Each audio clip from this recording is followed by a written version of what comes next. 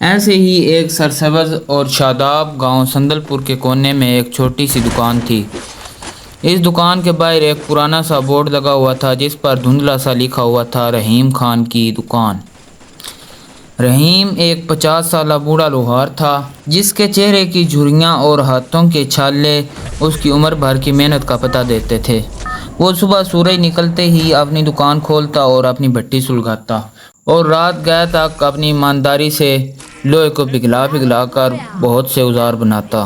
اس کا یہی ایک اصول تھا کہ کام ایسا کرو کہ خدا بھی راضی ہو اور بندہ بھی۔ وہ کبھی کسی کے کام میں رتی برابر بھی ملاوٹ نہیں کرتا تھا اور نہ ہی کبھی زیادہ قیمت وصول کرتا تھا۔ رحیم کا ایک بیٹا تھا جس کا نام احمد تھا، جو ابھی 12-13 سال کا تھا۔ احمد اکثر اسکول سے واپسی پر اپنے والد کی دکان پر آ کر بیٹھ جاتا تھا اور بڑے غور سے ان کو کام کرتے ہوئے دیکھتا تھا۔ ایک دن احمد نے پوچھا، ابا جان، آپ اتنی گرمی میں بھٹی کے سامنے گھنٹوں بیٹھے رہتے ہیں، اتنی سخت محنت کرتے ہیں، لیکن آپ کی کمائی بہت کم ہے۔ ہمارے پڑوس میں چاچا اسلم درزی ہیں، وہ کپڑا تھوڑا سا کاٹ کر بچا لیتا ہے اور اب اس کے پاس کتنا بڑا گھر ہے۔ رحیم نے اپنی ہتھوڑی ایک طرف رکھی، احمد کے سر پر پیار سے ہاتھ پھیرا اور مسکرا کر بولا، میرے بچے، اسلم کیا کرتا ہے یہ اس کا اور اس کے رب کا معاملہ ہے، لیکن یاد رکھنا، حرام یا دھوکے کی دولت دیکھنے میں بہت زیادہ لگتی ہے مگر اس میں برکت نہیں ہوتی، وہ جیسے آتی ہے ویسے ہی بیماریوں اور مصیبت نکل جاتی ہے۔ رزق حلال کی چٹنی روٹی بھی انسان کو پرسکون نیند دیتی ہے۔ احمد نے اپنے والد کی یہ بات دل پر لکھ لی۔ اس کے بعد اسی گاؤں میں ایک چودھری رہتا تھا۔ اس کا ایک عالیشان محل تھا۔ چودھری کا نام حشمت خان تھا۔ چودھری حشمت بہت غریب پروار اور انصاف پسند مشہور تھا، لیکن اس کے ساتھ ہی وہ بہت چالاک اور دور اندیش انسان تھا۔ وہ اپنے آس پاس کے لوگوں کو بہت گہری نظر سے دیکھتا تھا، کیونکہ وہ اپنے دربار کے لیے ایک نئے اور وفادار نگران کی تلاش میں تھا جو کبھی کسی سلطنت کے پیسوں میں خیانت نہ کرے۔ ایک شام جب چودھری اپنے وزیر خاص کمال الدین کے ساتھ اپنے باغ میں ٹہل رہا تھا تو اس نے کہا، کمال الدین، مجھے ایک ایسے انسان کی ضرورت ہے جس کے ہاتھ میں اگر میں اپنی پوری دولت بھی رکھ دوں تو وہ میری غیر موجودگی میں وہ ایک پائی تک ہیر پھیر نہ کرے۔ مجھے اس گاؤں کے لوگوں کا امتحان لینا ہوگا۔ وزیر نے مسکرا کر کہا، اعلیٰ، اس گاؤں میں بہت سے لوگ خود کو پارسا کہتے ہیں، لیکن لالچ ایک ایسی چیز ہے جو اچھوں کا ایمان ڈگمگا دیتی ہے۔ آپ رحیم لوہار کا امتحان کیوں نہیں لیتے؟ سنا ہے وہ بہت اصولی آدمی ہے۔ چودھری حشمت کے چہرے پر ایک پراسرار مسکراہٹ آئی۔ اس نے کہا، ٹھیک ہے، کل صبح رحیم کو میرے دربار میں پیش کیا جائے۔ اگلے دن چودھری کے دو سپاہی رحیم کی دکان پر پہنچے۔ رحیم اس وقت تپتے ہوئے لوہے پر ہتھوڑی چلا رہا تھا۔ سپاہی نے بلند آواز میں کہا، رحیم لوہار، چودھری صاحب نے تمہیں فوراً دربار میں طلب کیا ہے۔ رحیم نے حیرت سے سپاہیوں کو دیکھا۔ وہ ایک غریب لوہار تھا، اس کا چودھری کے دربار سے کیا کام؟ اس نے جلدی سے اپنے ہاتھ صاف کیے، چادر کندھے پر رکھی اور سپاہیوں کے ساتھ محل کی طرف چل پڑا۔ جب رحیم دربار میں پہنچا تو وہاں کا رعب و دبدبہ دیکھ کر ایک لمحے کے لیے سہم گیا۔ چودھری حشمت اپنے اونچے تخت پر بیٹھا ہوا تھا اور دربار میں کئی معززین موجود تھے۔ رحیم نے آگے بڑھ کر جھک کر سلام کیا۔ چودھری نے کہا، آؤ رحیم، میں نے تمہاری مہارت اور محنت کے بڑے چرچے سنے ہیں، آج مجھے تم سے ایک بہت خاص کام کروانا ہے۔ اس کے بعد چودھری نے اپنے پاس پڑے مخمل کے کپڑے کو ہٹایا۔ اس کے نیچے ایک بھاری چمکدار اور خوبصورت دھات کا ٹکڑا رکھا ہوا تھا۔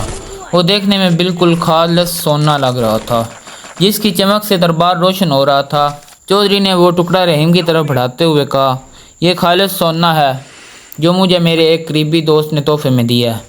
میں چاہتا ہوں کہ تم اس سونے کو پگھلا کر میرے لیے ایک ایسی خوبصورت اور مضبوط تلوار بناؤ جو پورے علاقے میں کسی کے پاس نہ ہو۔ اس کام کے لیے میں تمہیں 500 اشرفیاں اجرت دوں گا، لیکن یاد رہے، اگر اس میں ایک رتی کی بھی ملاوٹ ہوئی یا کام میں خرابی ہوئی تو تمہیں عمر بھر کے لیے جیل میں ڈال دیا جائے گا۔ 500 اشرفیاں اتنی بڑی رقم تھی کہ رحیم کی اگلی 7 نسلیں آرام سے بیٹھ کر کھا سکتی تھیں۔ رحیم نے دھات کا ٹکڑا اپنے کانپتے ہاتھوں میں لیا، لیکن جیسے ہی اس نے اس دھات کے وزن، اس کی سختی اور اس کے سطح کو چھوا، اس کے ماتھے پر پسینہ آ گیا۔ رحیم بچپن سے دھاتوں کا کام کر رہا تھا۔ وہ لوہے، تانبے، پتل اور سونے کے فرق کو جانتا تھا۔ وہ آنکھیں بند کر کے بھی بتا سکتا تھا کہ یہ سونا ہے یا کوئی اور چیز۔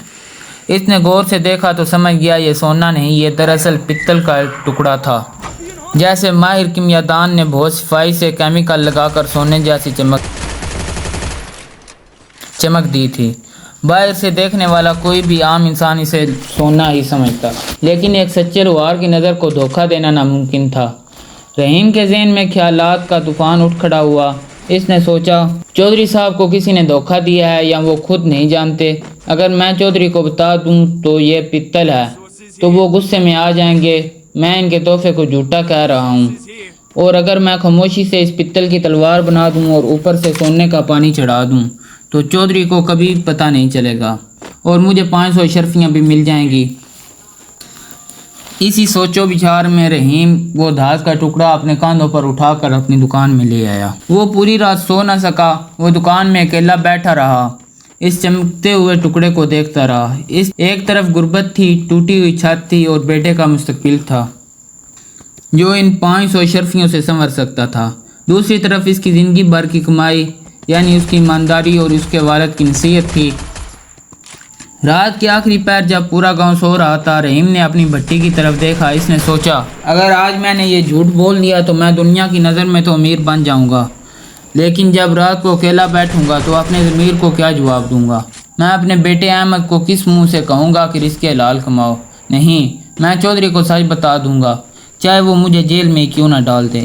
یہ فیصلہ کرتے ہی رحیم کے دل کو ایک عجیب سا سکون مل گیا اور وہ آرام سے سو گیا۔ اگلی صبح رحیم تلوار بنانے کی بجائے وہ دھات کا ٹکڑا اسی مخمل کے کپڑے میں بیٹھ کر دوبارہ چودھری کے دربار میں پہنچ گیا۔ دربار سجا ہوا تھا اور چودھری حشمت بڑی بے صبری سے رحیم کا انتظار کر رہا تھا۔ جیسے ہی رحیم لوہار اندر داخل ہوا، چودھری نے پوچھا، کہو رحیم، کام شروع کیا یا نہیں؟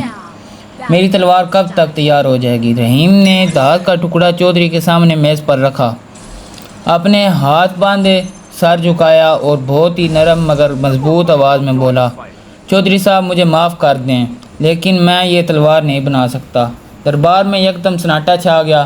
چودھری نے اپنی ابرو سکڑیں اور غصے سے کہا، کیا مطلب؟ تمہاری یہ جرت کہ تم چودھری کے حکم کی تعمیل کرنے سے انکار کر رہے ہو؟